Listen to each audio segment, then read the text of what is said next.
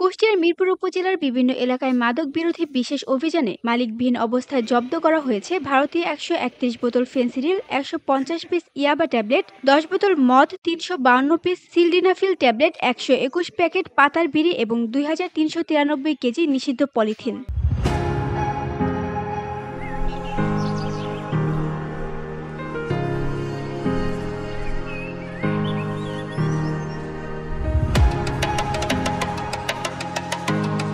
৫ই আগস্ট মঙ্গলবার মিরপুর উপজেলার ছত্রগাছা ও দক্ষিণ পাড়ায় একটি পলিথিন গোডাউনে বিপুল পরিমাণ নিষিদ্ধ পলিথিনের সন্ধান মেলে। অভিযান পরিচালনা করে কুষ্টিয়া ব্যাটালিয়ন ৪৭ বিজিবি। এই অভিযানে নেতৃত্ব দেন বিজিবি কুষ্টিয়া ব্যাটালিয়নের অধিনায়ক লেফটেন্যান্ট কর্নেল মোহাম্মদ মাহবুব মুর্শিদ রহমান। স্থানীয় প্রশাসনের সহায়তায় উপস্থিত ছিলেন মিরপুর উপজেলার সহকারী কমিশনার কাজী মোহাম্মদ মেসকাতুল ইসলাম। লেফটেন্যান্ট কর্নেল মাহবুব মুর্শিদ রহমান জানিয়েছেন, মাদকের বিরুদ্ধে সরকারের জিরো টলারেন্স নীতির অংশ হিসেবেই আমাদের এই অভিযান। এই ধারা অব্যাহত থাকবে। যে কোনো মূল্যে দেশকে মাদক মুক্ত রাখতে আমরা বদ্ধপরিকর।